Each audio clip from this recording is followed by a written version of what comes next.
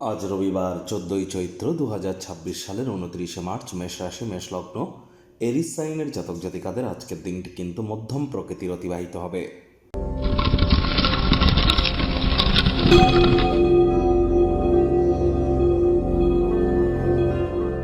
ভিডিওটির শুরুতে আপনারা স্ক্রিনে দেখতে পাচ্ছেন ভগবান হরি বিষ্ণুর একটি মন্ত্র, ওম নমো ভগবতে বাসুদেবায় নমঃ। এটি আপনারা আজ 108 বার জপ করুন। এটি আপনাদেরকে বহুলাংশ উপকৃত করবে। দেখুন, রাজযোগ চ্যানেলের তরফ থেকে আপনাদের সকলকে আজ কামদা একাদশীর হার্দিক শুভেচ্ছা ও অভিনন্দন রইল। একাদশীর এই মহান ব্রত আপনারা পারলে পালন করুন, যদি না পারেন আজ সাত্ত্বিক জীবনযাপন গ্রহণ করুন, নিরামিষ খাদ্য খাবার খান, এটি আপনাদেরকে উপকৃত করবে। আজকের দিনটি ঘটনাবহুল একটি দিন। প্রথম কথা, রবিবার, আর রবি গ্রহের একটি রাশি কিন্তু সিংহ রাশি। বর্তমানে সিংহ রাশিতে কেতু গোচর করছে, আর সেই কেতু কিন্তু আজই নিজের নক্ষত্র মঘা নক্ষত্রে গোচর করবে। দুর্দান্ত একটি সংযোগ।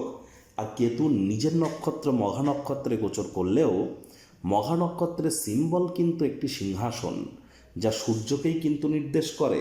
তাহলে আজ আপনারা অবশ্যই, যারা এখনও পর্যন্ত আমাদের চ্যানেলে আপলোড করা মান্থলি রাশিফল এপ্রিল মাস আপনাদের কেমন যাবে এখনও দেখেননি, সময় সুযোগ বুঝে দেখে শুনে নিন।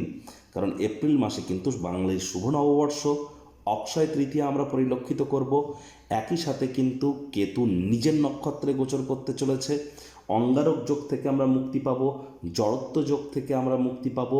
শুক্র স্বগৃহে বিরাজমান হতে চলেছে, বুধাদিত্য যোগ তৈরি হতে চলেছে। বৃহস্পতি বুধ দুটো গ্রহই কিন্তু মার্গী হয়েছে। সুতরাং মাসিক রাশিফল, মান্থলি রাশিফল যারা এখনও শোনেননি এপ্রিল মাস কেমন কাটবে, ইমিডিয়েট শুনে নিন। ভাগ্য মিটার আজ আপনাদের বলছে 7/10, ভাগ্য আপনাদের অনুকূলেই থাকবে। আজ সম্পর্কের ক্ষেত্রে এবং স্বাস্থ্যগত ব্যাপারে আপনাদেরকে একটু সাবধানতা অবলম্বন করেই কিন্তু চলতে হবে।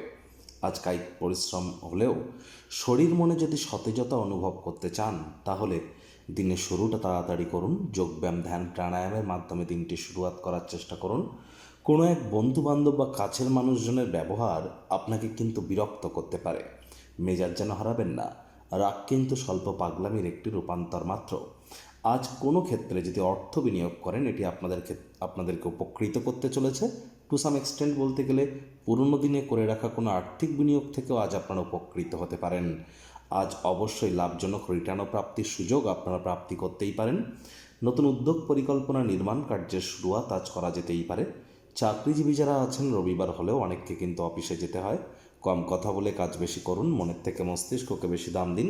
কোনো প্রকার অফিস পলিটিক্স বা গসিপিংয়ের অংশ যেন হবেন না।